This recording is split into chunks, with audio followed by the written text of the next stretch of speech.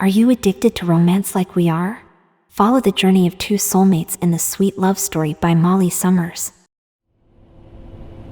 Erica shifted her weight from one hip to the other, hoping it would relieve the ache in her lower back.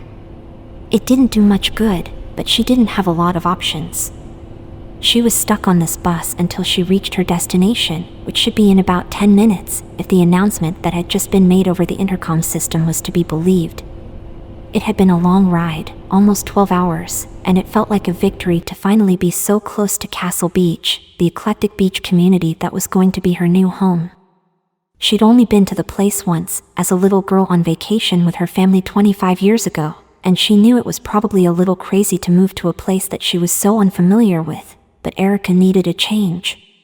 She was ready to shake things up, and what better way to do that than to quit her job, sell her house, and start a new business close to the beach. She wasn't running away from her problems. Nope. Not at all. As if to contradict her thoughts, Erica's back throbbed again, a reminder of the miserable twist her life had taken about 6 months ago. Even after weeks of physical therapy, she still felt the lingering effects of the injury she'd suffered during her car accident. It wasn't the only thing that stuck with her, but the rest of the damage was emotional. Shaking her head at herself, Erica pushed all of that baggage to the back of her mind and focused her attention out the bus window. They were rolling into town now, and she smiled as she got her first look at Castle Beach since she was 10 years old. It looked similar to how she remembered it, with palm trees lining the street. There were so many people on the sidewalks, some walking, others on bikes or electric scooters, and she made a game out of trying to pick out the tourists from the local residents. Tourists were easy to spot because they were usually taking pictures with their cell phones and they traveled in groups. As the bus reached downtown, Erica noticed that there was an artsy feeling to this area. There were vibrant colors painted on some of the buildings, bright blue, red, lime green, and yellow, and she spotted more than one art gallery. They passed one building, a cafe, that had a massive mural painted on the brick of one side depicting 3 surfers riding a wild wave. There were also gift shops all over the place, especially as they got closer to the beach. She looked eagerly toward the ocean, and it was even more gorgeous than she'd imagined, with the sun shining onto the white sand and a cloudless blue sky. The water was a darker shade, with endless waves that kept crashing up on the shore. When the bus finally stopped, Erica felt a surge of excitement. This was it. Her new beginning. Reaching beneath her seat, she grabbed her travel bag, which had everything she'd need for the next couple of days. She had things shipped from her apartment in Sturgis, Michigan to her new apartment here in Castle Beach, but she didn't want to be rushed into unpacking as soon as she arrived. The act of bending over so far stretched out her back, and she let out a sigh at the sweet relief of it. Then the bus started to slow down. They pulled into the station, and everyone filed off the Greyhound. Erica was the last to step off, looking at the GPS on her phone.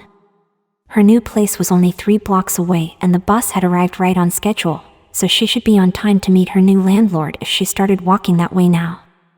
Besides, moving would help work out the stiffness in her back. Even though she had an appointment, she wasn't in a big hurry as she strolled down the sidewalk, passing restaurants and boutiques. She was on the main drag, which was a prime location for a business. There weren't many empty buildings here, so she knew she'd reached the right place when she came upon a building on the middle of the block that had an empty storefront. She peeked inside through the window. The lights were on, but she didn't see anyone inside. Trying the door, she found it to be unlocked. Pulling it open, she poked her head in first, not wanting to just waltz inside, even though she'd already paid the first month's rent. Erica had found the listing for the place online and contacted the landlord right away. It was impulsive, because she'd only tentatively been thinking about making the big move, but it felt like fate when she saw the location of the commercial space. She'd rented it sight unseen, hoping that the pictures online were accurate. Erica had found the listing for the place online and contacted the landlord right away. It was impulsive, because she'd only tentatively been thinking about making the big move, but it felt like fate when she saw the location of the commercial space. She'd rented it sight unseen, hoping that the pictures online were accurate. A quick look around satisfied her. The place was a blank slate, white walls with gray carpeting, and she could mold it into whatever she wanted. "Hello," she called out. There was a door at the back of the room that was cracked open, and she headed that way. To her immediate right was a narrow staircase leading to the second floor, where her apartment was located. That was another huge part of the appeal of the property. She wasn't just renting a place to run her business, she was going to live here too. Instead of going up the stairs, she kept going down the hallway. There was a small bathroom across from the stairs, just a toilet and a sink, and ahead she could see a back door. Beside it there was space framed out for a window, but no glass panes. Curiously, Erica walked forward and peeked out through the opening. The backyard was narrow with a tall oak tree providing shade and a small shed. There was another set of stairs by the back door, leading up to an elevated deck that would be a great place to entertain guests. Erica's eyes took all of this in quickly, but her focus was soon diverted by a man in the yard. Tall with short blonde hair and a beard, he had naturally tanned skin and an olive green t-shirt that clung to his sculpted upper body. She wasn't the type to openly stare at someone, but she couldn't seem to help herself as the man bent over to pick up a brand new window with the sticker still on it. He was a big man, with thick thighs and broad shoulders, exactly her type. The man turned around, his blue eyes widening at the sight of her. Erica couldn't even pretend she hadn't been watching him, and she was glad that she didn't usually blush easily, or else her face would probably be fire engine red. Hi, she blurted, her face stretching into a broad grin. "I'm Erica." Oh, he came closer and set the window down, leaning it against the outside of the building. Wiping his hands off on his dirty jeans, he held one of them out to her, a slightly crooked smile on his face. "Sorry, ma'am, I lost track of time." His accent was slight, but there was a definite southern quality to it, and it was pleasing to her ear. "Please, call me Erica," she said, shaking his hand. There were calluses on his palm and fingers, indicating that he did manual labor. "Erica," he repeated, and she felt the strangest flutter in her belly. "I'm Sebastian, your new landlord."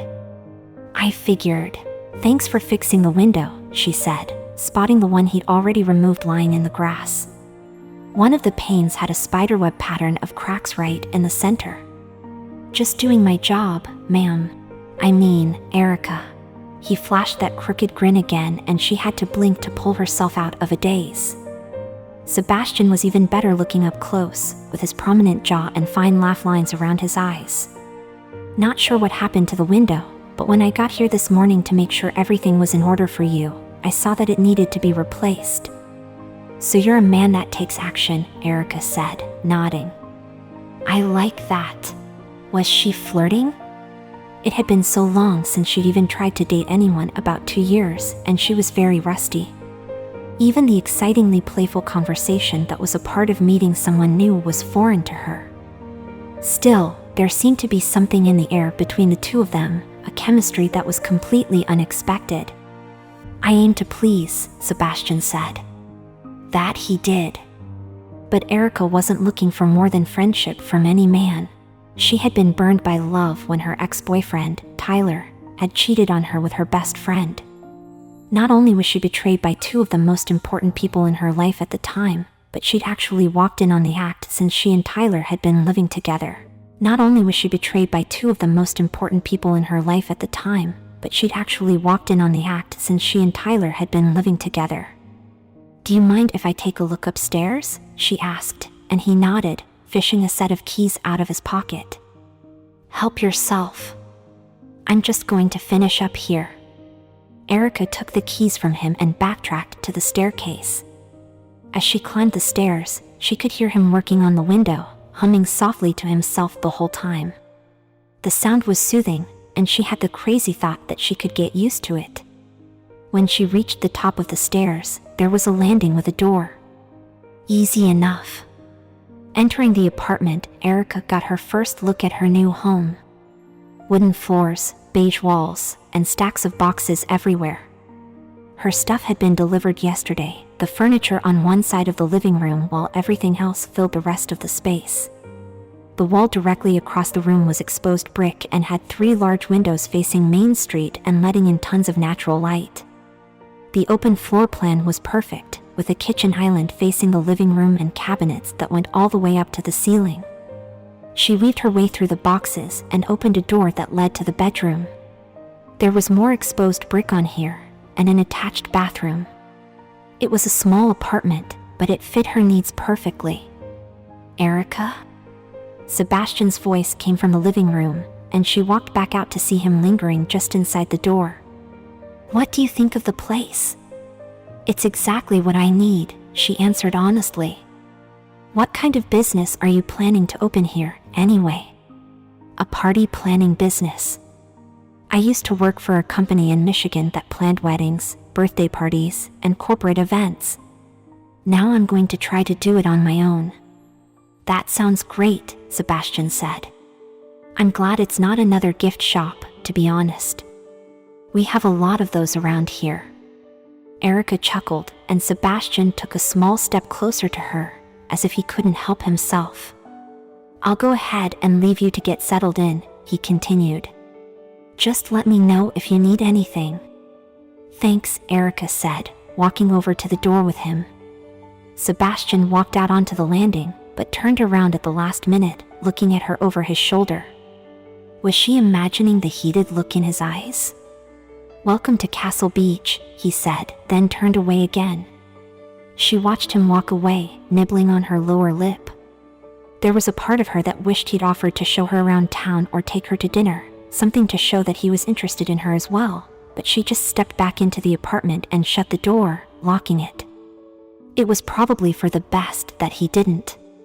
No matter how attractive she might find Sebastian, she wasn't sure if she could ever completely trust a man again. The only thing she could offer Sebastian was friendship.